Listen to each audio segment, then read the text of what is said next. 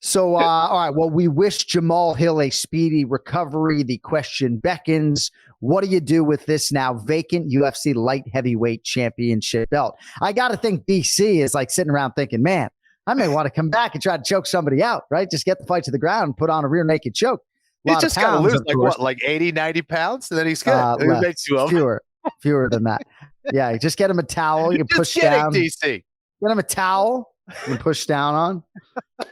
So what do you do? I mean, is it as simple as elevating this fight 3 rounds between Alex Pereira and Jan Blachowicz that is going to take place 13 days from today? Wow. Dateline, Salt Lake City. Don't call it Salt Lake. They get very upset.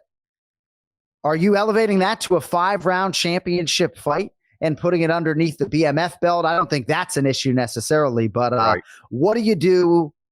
And with whatever immediacy in terms of the 205-pound division.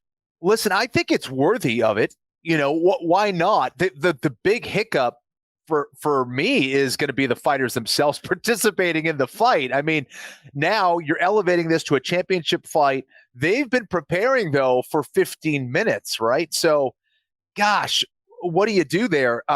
It would be kind of last minute for them. But again, an awesome opportunity for them to be a champion in that weight class. You have Pereira, who is the former champion at 185 pounds in his first fight at 205, obviously has phenomenal striking credentials there to validate that and everything he's done in mixed martial arts prior to that.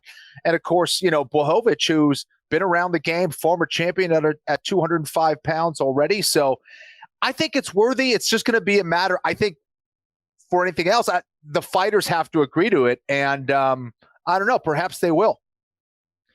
So Yuri Prochazka's timeline is the factor in all of this that I'm not sure anybody really knows. But I think that's a part of this equation, right? Is that if Yuri's going to be back in any sort of, 3 months, even inside of 5 or 6 months, then the winner of this fight could conceivably challenge him for the 205-pound title. We don't know what our headliner is at UFC 293. I mean, we said on broadcast, I guess we can say UFC 293 Adesanya versus Duplessis, but we don't know that right now. So a lot to be decided. Best of luck to Jamal Hill, friend of the program, as he tries to recover, and we'll see what they do. I'm not sure they're going to elevate Jan Blachowicz and Alex Pereira to the championship, but you just never know. And wouldn't that be exciting, my goodness, inside of 2 weeks or 3 weeks? Could they potentially move it, John? Would they move that one back a little bit and then make it 5 rounds? Yeah, that's not a bad thought. UFC 291 is particularly loaded, but I think the opportunity, that carrot dangle would be so huge that I think they would both probably accept it on the short notice. But who knows?